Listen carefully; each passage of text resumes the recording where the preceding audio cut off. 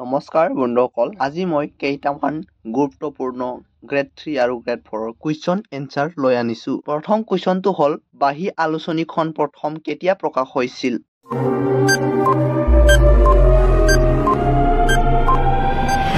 উত্তৰ হৈছে 1909 চনত। 2 নম্বৰ প্ৰশ্নটো হৈছে প্ৰথম অসমীয়া নাটকখনৰ নাম কি আছিল?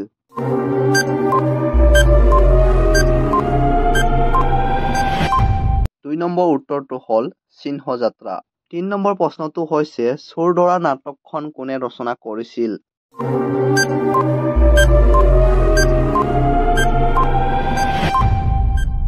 উত্তৰ হৈছে মাধৱদেৱে। 4 নম্বৰ প্ৰশ্নটো হৈছে বাল্মীকিৰ ৰামায়ণ কোনে অসমীয়ালৈ অনুবাদ কৰিছিল?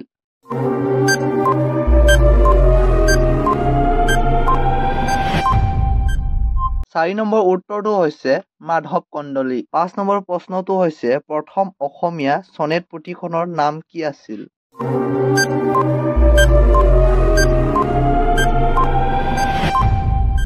পাঁচ নম্বৰ উত্তৰটো হৈছে মালচ। 6 নম্বৰ প্ৰশ্নটো হৈছে প্ৰথম অসমীয়া শিশু আলোচনীখনৰ নাম কি আছিল?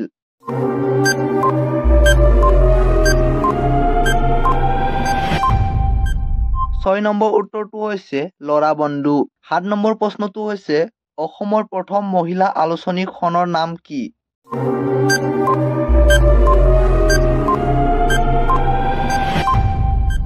7 নম্বৰ উত্তৰ হৈছে ঘৰ জেউতী। 8 নম্বৰ প্ৰশ্নটো হৈছে প্ৰথম অসমীয়া চুটিগল্পটোৰ নাম কি?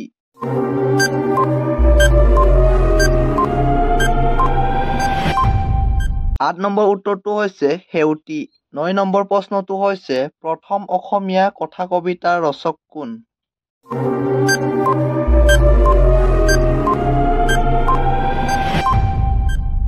9 নম্বৰ উত্তৰটো হৈছে যতীন্দ্ৰনাথ দুৱৰা। 10 নম্বৰ প্ৰশ্নটো হৈছে কোন গৰাকী আহোম ৰজাই আনুষ্ঠানিকভাৱে হিন্দু ধৰ্ম গ্ৰহণ কৰিছিল?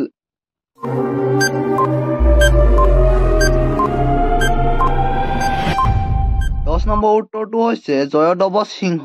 11 নম্বৰ প্ৰশ্নটো হৈছে বুদ্ধি স্বৰ্গনাৰায়ণ বুলি কোন গৰাকী আহোম ৰজাক জনা যায়?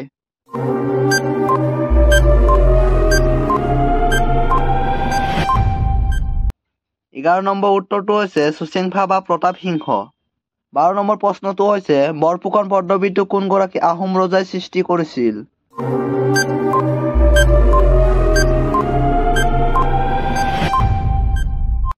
12 নম্বৰ উত্তৰটো হৈছে প্ৰতাপ সিংহ।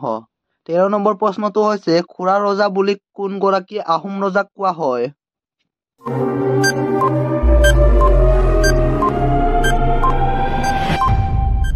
13 নম্বৰ উত্তৰটো হ'ল চুকাম্ফা। 14 নম্বৰ প্ৰশ্নটো হ'ল শলাল গোহাঞি পল্লৱী কোন গৰাকী আহোম ৰজাই সৃষ্টি কৰিছিল?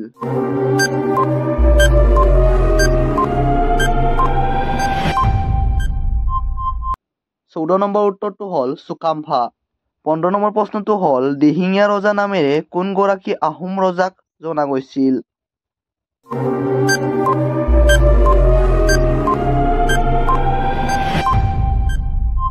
15 নম্বৰ উত্তৰটো হৈছে চুংমুং। 16 নম্বৰ প্ৰশ্নটো হৈছে কোন আহোম স্বৰ্গদেউ গড়গয়া ৰজা নামেৰে জনা গৈছিল?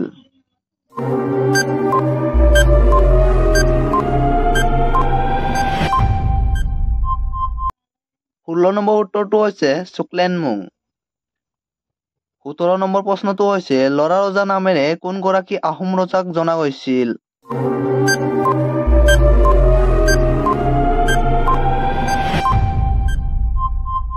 'উত্তৰ হৈছে চুলিকফা। 18 নম্বৰ প্ৰশ্নটো হৈছে বামুণী কোঁৱৰ নামেৰে কোন গৰাকী আহোম ৰজাক জনা গৈছিল?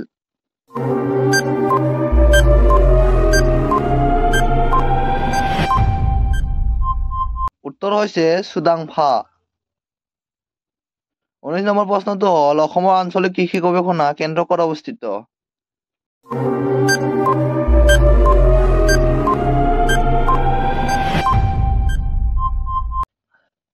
উত্তৰ হৈছে তিতাবৰ। 20 নম্বৰ প্ৰশ্নটো হৈছে অসম সাহিত্য সভাৰ মুখ্য কাৰ্যালয় ক'ত অৱস্থিত?